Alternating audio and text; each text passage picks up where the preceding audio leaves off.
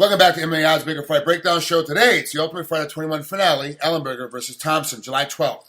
Of course, the night before is the Mendez and McGregor, Lawler, and McDonald fight.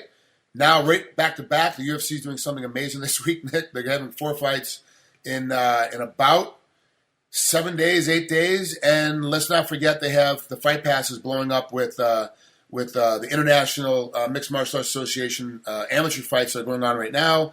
And then, of course, they have Invicta on Thursday night. And then, they've got Titan next week, I think, on Wednesday. I mean, it's just all over the place. They've got UFC is dominating the MMA network, going on this week. But let's talk about it. Let's break down Ellenberger versus Thompson. Ellenberger's been on tear lately. He looks good. He's been back. He had a little bit of a hiccup. He's now got himself put back together again. Thompson, though, it isn't a slouch in his own right. Look at Ellenberger with an MMA record of 30-9, 18 wins by KO. Look at Thompson. He's 10-1, 5 wins by KO. A tough kid, only with 1 loss. Like, he's got to be salty in there, but I don't think this line's very close off my first look. Is this line pretty close, or is it kind of been spread out? Well, you know what? It's probably bigger than it should be, to be honest with you. Thompson is minus 220. The comeback on Ellenberger plus 180. And not too long ago, Ellenberger was in title contention. But again, he went on that unfortunate run of losses there. But it was against all quality competition. So you cannot fault the guy. I mean, he was fighting the best people in the weight class, and he was losing some of those fights, though. And again, he had a couple lackluster performances in there as well. That's the iffy part. And I think that really affected his stock. Ellenberger's stock dropped drastically, but that win that he just recently had over Koscheck kind of got his confidence back, got him back on track a little bit, as you mentioned. So he's game. And you know what, where the line is now, I mean, he's the guy with the wrestling advantage in this fight. He has tremendous amount of knockout power. I think people are forgetting that a little bit, that he's going to be dangerous regardless where the fight takes place. He actually has several advantages in this fight, but that being said, Thompson, of course, is the longer fighter. He's been working with the likes of Chris Weidman to prepare for the wrestling a little bit more as well. And he knows that Ellenberger's probably want to take this fight to the floor. That's how he struggled against Matt Brown a little bit as well. But he has been putting in the work, and Thompson has been improving. And if this is just a striker versus striker type of matchup and Ellenberger is not successful with getting takedowns, then you do have to favor Thompson, to be honest with you, because he is by far, I think, the more accurate striker, the more unorthodox striker in several ways, because he has that karate style, and he's more than capable of knocking him out, not just with his hands, but obviously he's got the kicks in there as well. So Thompson has knockout power, and he knows how to use it. So I think on the feet, you do definitely have to give the advantage to Thompson. Well, I'm going to throw a little ringer in there because you have not a brand new baby, but you have a new baby in the house at your place. And Ellenberger had a baby on Monday. His baby was born Monday night, Sunday night, Monday morning early. And now he's in Las Vegas. He gets into Vegas on a Wednesday, having him ready to compete. His baby's 3 days old. He's now got to be in Las Vegas to get ready to compete. What is it like for him, do you think, all of a sudden, his baby's not even a week old, he's got to go get punched in the face?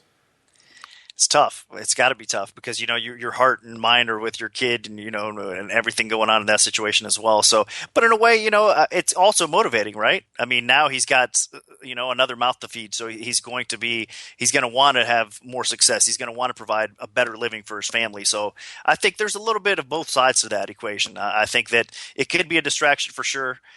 Mentally and and everything that's going on, but at the same time it could be also extra motivation. So I don't know. I mean, it really all depends on the individual. I think how that person takes it. So hopefully he does take it well, because this is a winnable fight for him. Really is. I like this fight. I like Ellenberger as the favorite in this fight. I really like how it goes. But where are we going to lay our money? Is this another dog or pass?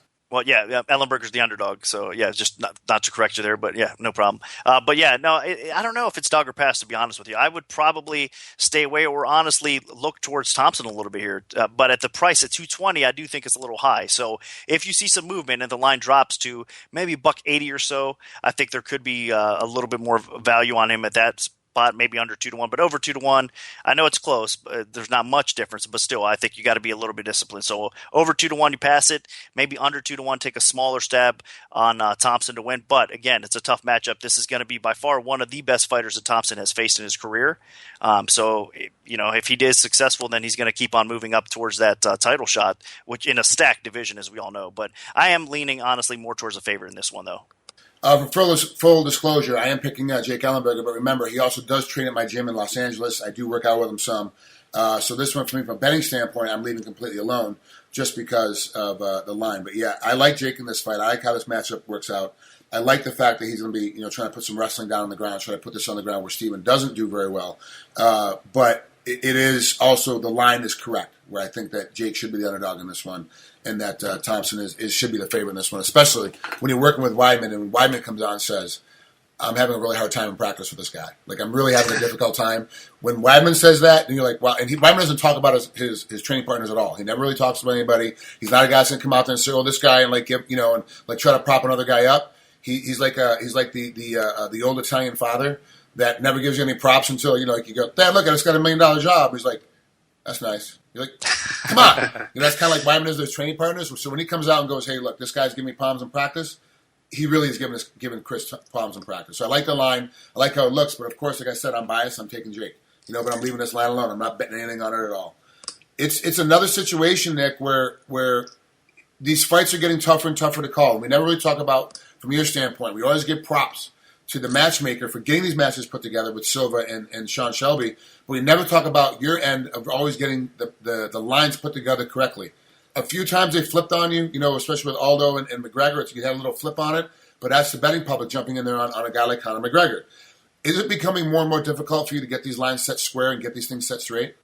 No, you know what? Overall, let's say if there's like 12 fights on a card, I would say 9, 10 of them stay fairly ballpark. Even if there is some movement early on, you'll see the line. So if it escalates a little bit, it usually comes back down towards where I opened it. So, I am human. I'm going to be off from time to time on some lines. And it really, you never know which way the betting action is going to come in and what's going to happen out there. So it's a tough sport to predict. But I think, honestly, with the way everything has been playing out with the competitive matchmaking as well, I mean, I'm setting the lines more competitive too. So you're not seeing as many huge favorites. Now, that could change from card to card as well. And I'm sure we're going to get another spot here soon where we're going to start seeing more favorites, higher favorites, show back up a little bit too. So, yeah, but I think overall, like I said, I'm human, but it's difficult for sure because of the close competitive matchmaking.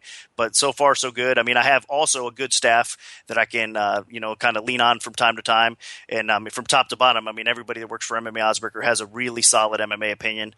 So those guys definitely, put their 2 cents in as well. So, we've been doing a pretty good job. MMAOddsBreaker for the site, with the odds, everything, it's going well. So I'm very pleased. It is not easy, but very pleased with the way everything's going. Yeah, things are going very well, and it's been, like I said, it's been close. Our bets have been pretty spot on lately. They've been pretty good as of the last couple of 3 weeks. So that's it for here at MMA Oddsbreaker Fight Breakdown Show. We'll see you again next week.